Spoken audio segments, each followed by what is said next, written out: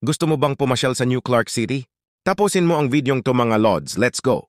Ito ang main entrance para makapasok at mapuntahan ang kanilang mga facility sa loob ng NCC at kailangan mo muna mag-register sa kanilang logbook bago makapasok at kapag goods na at pinayagan ka na pumasok ay ito yung mga pwede mong pasyalan.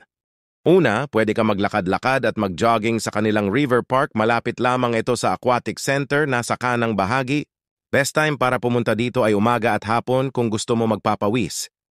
Pangalawa, pwedeng kang pumasok or mag-jogging sa oval nila katabi lamang ito ng NCC Stadium. Bawal pala dito ipasok ang mga biskleta at mga alagang hayop gaya ng aso at iba pa. Pangatlo, pwede kang magpa-picture sa loob ng New Clark City Stadium pero magpaalam ng maayos sa naka-duty na mga guard para kayo ay payagan. Katabi lang ng stadium ang Athletes Village. Dito tumuloy ang mga atleta na lumaban sa SEA Games noong taon 2019. Pangapat, pwede din kayong magpa-picture sa loob ng Aquatic Center. Sobrang ganda ng pasilidad dito basta't magsabi lang din sa naka-duty guard sa area na yan. Pagkatapos ikutin ng NCC facilities, ay babiyahe muna tayo ng mahigit kumulang 15 hanggang 20 minuto papunta sa isang lugar malapit sa Clark. At sa sobrang ganda ng daan at mga tanawin dito ay talagang mamamangha ka.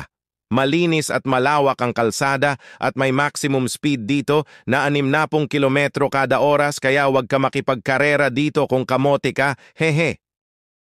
At pagkatapos mong bumiyahe ng mahigit kumulang 20 minuto ay mararating mo na itong sikat na tulay na tinatawag na Sacobia Bridge. Malapit lang ito sa New Clark Airport at halos tanaw na lang simula dito sa tulay na to.